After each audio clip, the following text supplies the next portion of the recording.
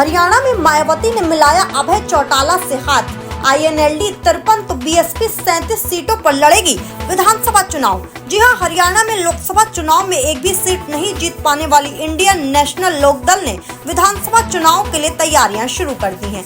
इसी साल अंत में होने वाले विधानसभा चुनाव के लिए INLD और बहुजन समाज पार्टी के बीच गठबंधन हुआ है। इस गठबंधन के तहत आगामी विधानसभा चुनाव में INLD 53 तो BSP 37 सीटों पर चुनाव लड़ेगी। अगर INLD और BSP की सरकार बनती है तो अभय चौटाला को मुख्यमंत्री बनाया जाएगा। गठबंधन के तहत ये डील हुई।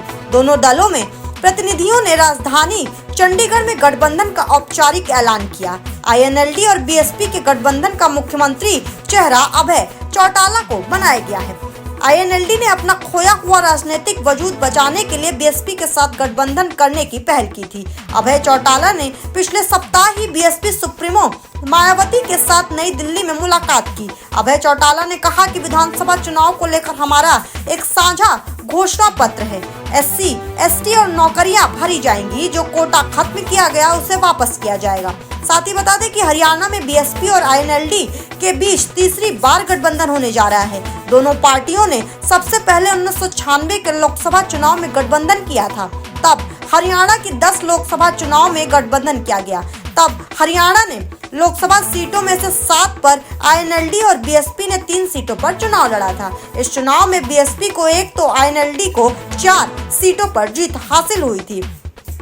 इसके बाद साल 2018 में इनेलो और बसपा ने मिलकर चुनाव लड़ा था और फिर 2024 में विधानसभा चुनाव के लिए दोनों दल साथ आए हैं। BSP और इनेलो के गठबंधन पर बीजेपी के प्रदेश अध्यक्ष मोहनलाल बड़ौली ने कहा कि उनको बहुत बहुत बधाई हो, उनका स्वागत है। हरियाणा प्रदेश की जनता इस गठबंधन को कैसा प्यार देगी वो आगे देखने को मिलेगा। हम भी जनता के बीच जाएंगे। यहाँ इंडी गठबंधन भी है। प्रदेश की जनता को जिसकी नीति और जिसके विचार अच्छे लगेंगे उनको वो आशीर्वाद देगी।